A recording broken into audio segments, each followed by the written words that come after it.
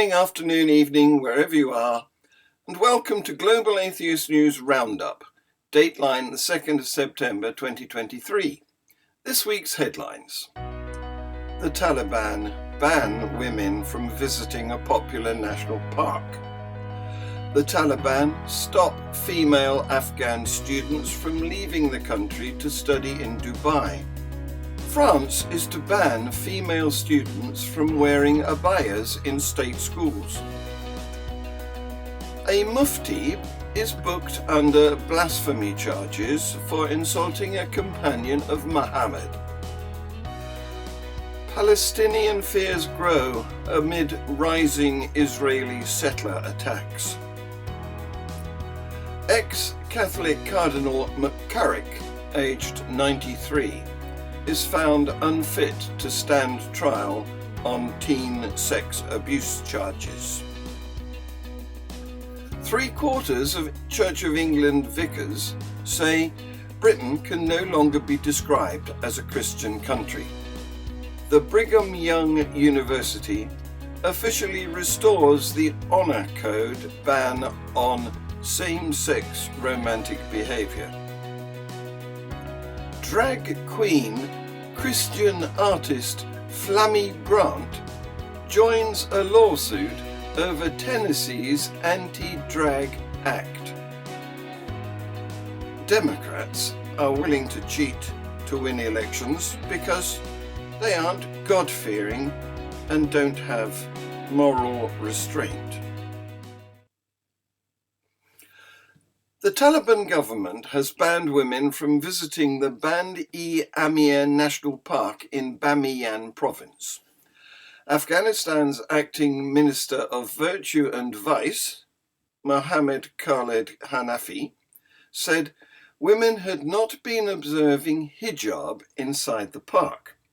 He called on religious clerics and security agencies to forbid women from entering until a solution is found.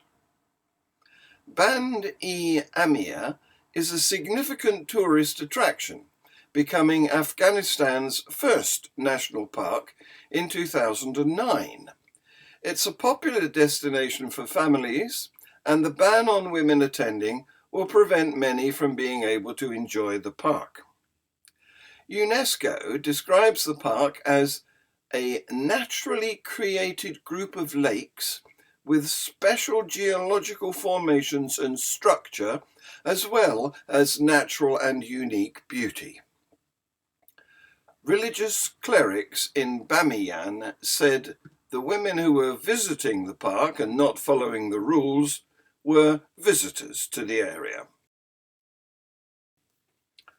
After the Taliban shut universities for women, my only hope was to get a scholarship which would help me study abroad, said 20-year-old Afghan student Natkai, whose name has been changed for her own safety. Natkai says she kept studying even though there was little chance of her ever attending university in her homeland. Then she was granted a scholarship to study at the University of Dubai in the United Arab Emirates from Emirati billionaire businessman Sheikh Khalaf Ahmed Al Habtour. The scholarships for Afghan women were announced in December 2022 after the Taliban banned women from university. A total of 100 Afghan women have been successful in gaining these scholarships.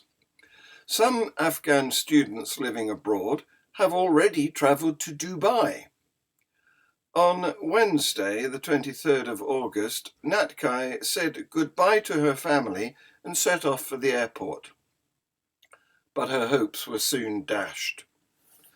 When the Taliban officials saw our tickets and student visas, they said, "Girls are not allowed to leave Afghanistan on student visas," she said, her voice breaking.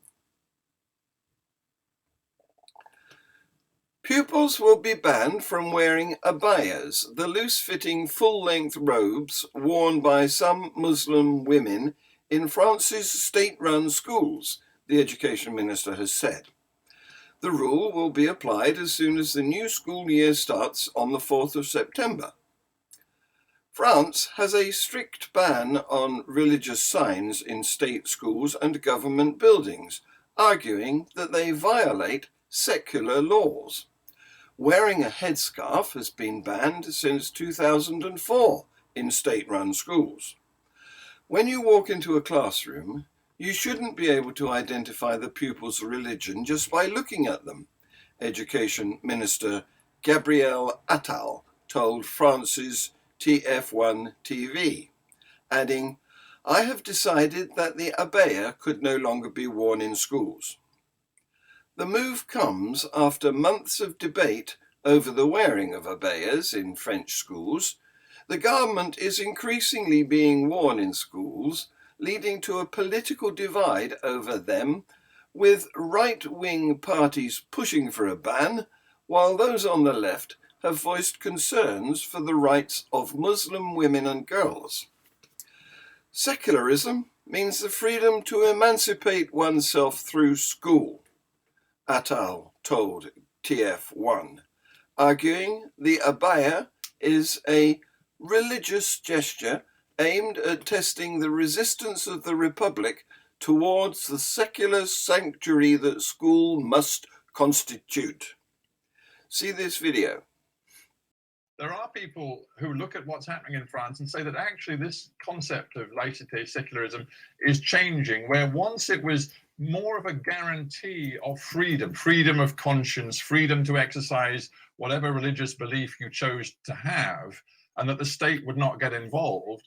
Now it's become a much more proactive concept where the state appears to be telling French citizens, particularly those of Muslim origin, that we want you to act and behave and think in a particular way. We want France to be homogenous, not diverse. And that, to many Muslims, appears to be undermining the value of their own culture, their belief system, who they are. It's not more active now that it used to be, but it has more enemies now. And Muslim culture has some dimensions which are contrary to democratic values. To give you an example, some parents in French schools don't want children 3, 4, and 5 years old. They don't want girls to be next to boys. They don't want the girls to play with the boys. And the parents come into the school and say that the girls shouldn't play with the boys, and some fathers stay just outside the courtyard where the children play to check that their daughter is not playing with boys. Well, that's an issue. That's an issue for a democratic society, whether there's laïcité or not. And we don't have to accept that. Let us move to the specific case of Samuel Paty, because I am interested in what he was doing and your response to it, because Mr. Paty, as part of his commitment to teaching the secular values that you, of course, believe in, he was introducing his class to notions of freedom of expression, and he had decided that he was going to cite the example of the satirical magazine Charlie Hebdo and its use of cartoons depicting the Prophet Muhammad, which of course were mocking and making fun of the Prophet Muhammad. Now, we know the background to that, and we know that France has experienced terrible violence as a result of that response from Islamist radicals to what Charlie Hebdo did. But my question to you is, was, in your view, Mr. Paty absolutely right, despite the fact he knew that there were a high number of Muslims in his class, to insist on showing those cartoons to the class? And was there any room, perhaps, for a discussion of what's sensitive, of what works in a class which is very diverse in its background? Well, it's difficult to answer because I was not in the class, and we only have testimonies of exactly what happened. But from all what we can say, from what we know, of course, because nobody was there except Monsieur Paty and his students, he was going to explain the fact that Charlie Hebdo is mocking all religions.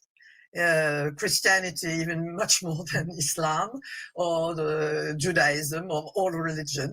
That is part of also, I mean, cartoons are part of our political history, and you don't have to attack any Muslim or any believer in any religion, but you can criticize religions. You're free to criticize religion. And this difference between, criticizing religions and criticizing the people is at the heart of what he was teaching. A Pakistani cleric by the name of Mufti Hanif Qureshi, who inspired the murderer of Governor Salman Taseer, a man who seizes every opportunity to level blasphemy accusations against others, a man who has consistently pressured the government to tighten the already dreaded blasphemy laws, has himself been booked under blasphemy charges for insulting a companion of Muhammad.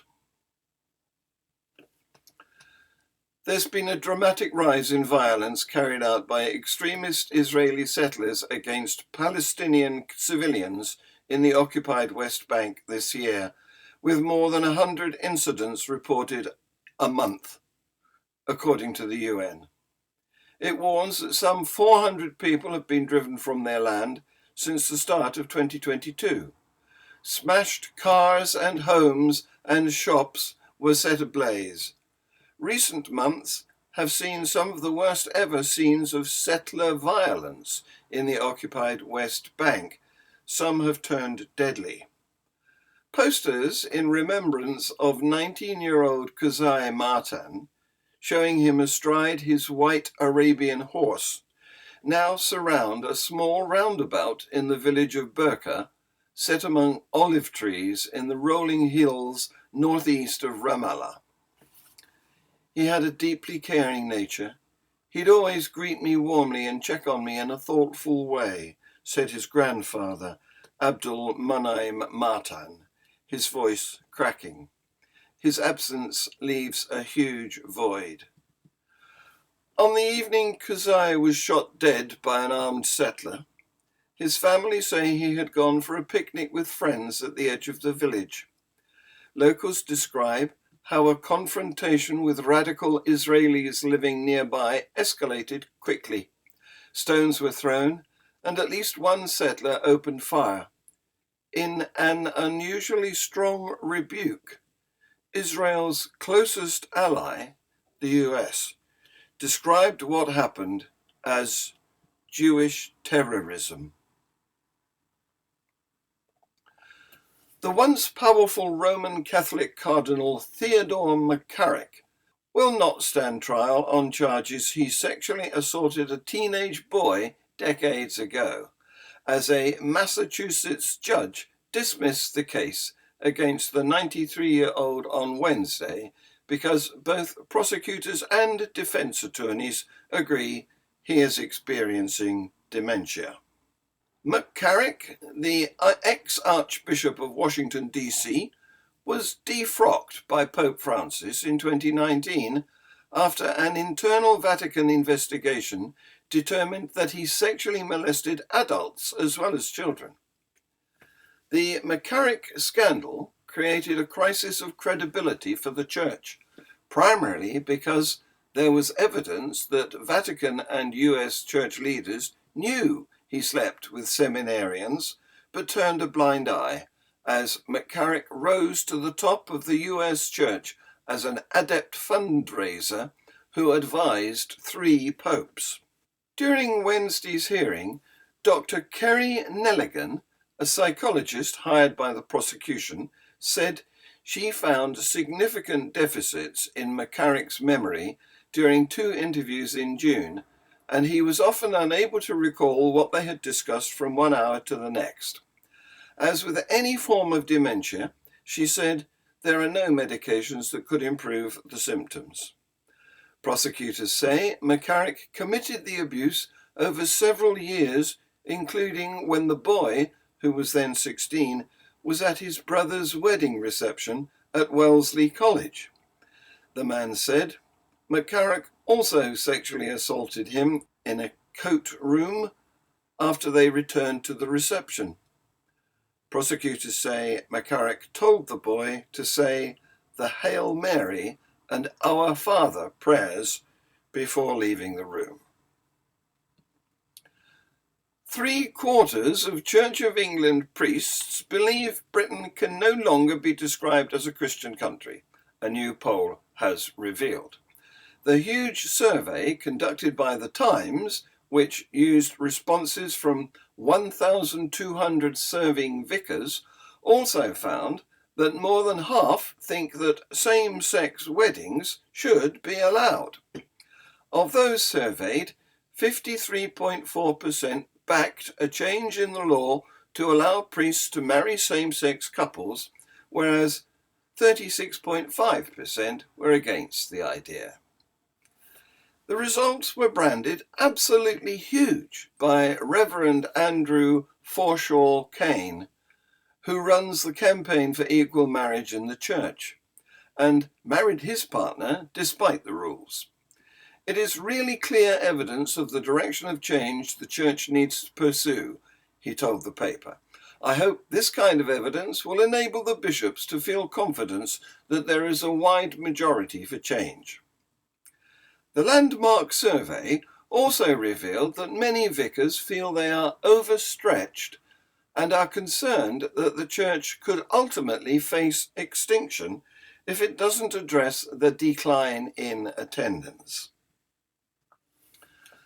LGBTQ students at Brigham Young University celebrated 3 years ago when the Church of Jesus Christ of Latter-day Saints flagship school quietly deleted from the honor code a ban on homosexual behavior. For the first time, many students began holding hands or kissing in public. Others took the moment to come out as queer. Then, a month later, the church educational system administrators who oversee BYU's campuses issued a statement clarifying that despite the deleted language, same-sex romantic behavior wasn't compatible with the honor code. And last week, the church educational system restored language to the code, explicitly prohibiting LGBTQ affection, now called same-sex romantic behavior, though the ban had never really lost its effect. For some students, the official restoration of it still felt like a gut punch. Flamy Grant, a drag performer and Christian music artist, has joined an LGBTQ non-profit in suing a local prosecutor in Tennessee who threatened to prosecute them over a Pride event where Grant is scheduled to headline on Saturday, today. I think it's an issue of defending our First Amendment rights as artists, queer people, and as citizens, said Grant, who was the first drag queen to top iTunes Christian music charts. Earlier this week, Ryan Desmond, the District Attorney General in Blount County, south of Knoxville, warned Blount Pride in a letter that he intended to enforce the Tennessee Adult Education Act, better known as the Anti-Drag Act, if he found any violations of the Act at Blount's festival, Blount Pride's festival, on Saturday. The festival is slated to present comedy revues, choir concerts, and drag performances.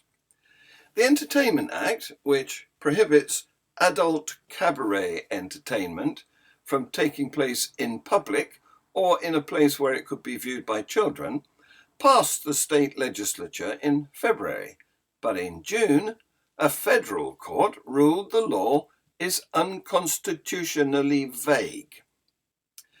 The American Civil Liberties Union filed this lawsuit late on Wednesday on the plaintiff's behalf, calling Desmond's letter a naked attempt to chill plaintiff's speech and expression in retaliation to Blount Pride's social media posts. Grant said, This is an infringement of the rights of Americans. It is a violation of our personal rights, and it's just a bad faith, bigoted law that unfairly targets people based on their sexual identity and orientation, their gender identity, and in my case, their career as a drag queen. This law, which specifically targets drag performances, threatens to return the LGBTQ+ community to the days when they had to hide their identity and their art behind blacked-out windows. David Barton asserts that Democrats are willing to cheat to win elections because they aren't God-fearing and don't have moral restraint. See this video. Democrats don't have that moral restraint of God-fearing. One day I'm going to account to God. He's going to say, why did you cheat in that election?